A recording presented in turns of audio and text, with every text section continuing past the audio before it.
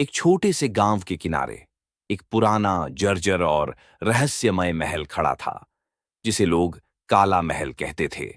कहा जाता था कि रात के समय उस महल से अजीब अजीब आवाजें आती थीं, पर कोई भी व्यक्ति कभी उसके भीतर जाने का साहस नहीं करता था।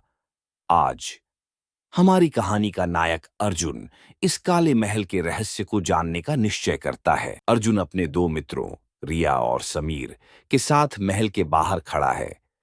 मित्रों, मुझे लगता है आज हमें इस महल के भीतर जाना चाहिए। अर्जुन, क्या तुम पागल हो गए हो? रात के समय इस महल में जाना खतरा है। लोग कहते हैं जो भीतर गया वह कभी वापस नहीं आया। एक बार देखकर लौट आएंगे। बस एक दूसरे का हाथ थामे रहना। रात का अंधेरा गहरा हो चुका था। चांदनी भी मानो डर के कारण धुंधली पड़ गई हो। जैसे ही तीनों ने महल के अंदर गया, हवा में एक अजीब सी ठंडक फैल गई। महल भीतर से और भी अधिक पुराना तथा भयावह प्रतीत हो रहा था। ऊंची ऊंची दीवारों पर लगी पुरानी तस्वीरें, जिनकी आंखें मानो जीवित होकर उन्हें घूर रही हों।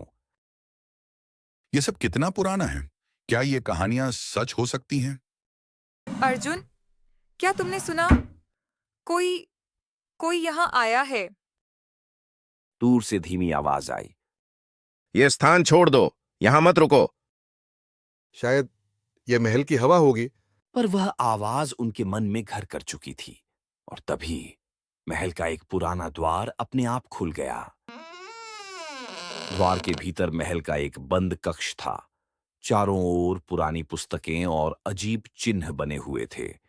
वहीं एक पुरानी डायरी पड़ी थी, जिसे अर्जुन ने उठाया। यह डायरी किसी ऐसे व्यक्ति की है जो कभी इस महल में रहता था, और इसमें लिखा है, जो भी यहां आएगा उसे इस महल से जाने नहीं दिया जाएगा। अर्जुन, कृपया इसे यहीं छोड़ दो।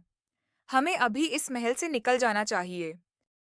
जैसे ही अर्जुन ने डायरी बंद की, कमरे की रोशनी बुझ गई और उनके सामने एक भयावह साया प्रकट हुआ।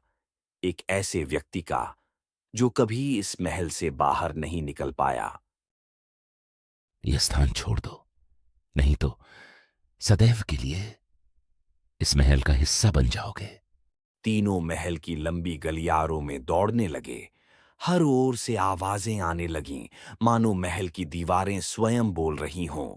समीर हांफते हुए कहा, रिया, अर्जुन, वह हमारे पीछे है। यह सब सच है। यह महल जीवित है। साया हर कदम पर उनके पीछे था, और महल के हर कमरे से उसकी आवाज और तेज होती जा रही थी, मानो काला महल उन्हें कभी छोड़ना ही नहीं चाहता हो। अंततः उन्हें महल का एक छिपा हुआ पिछला द्वार दिखाई दिया।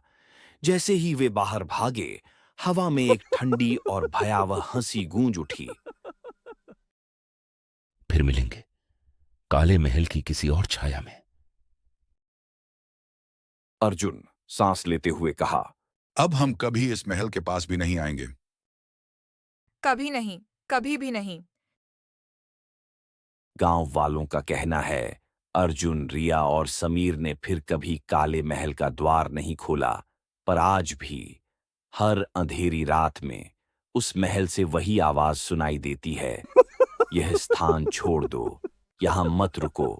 क्या आप भी यह आवाज सुन सकते हैं, या फिर यह केवल एक कहानी है?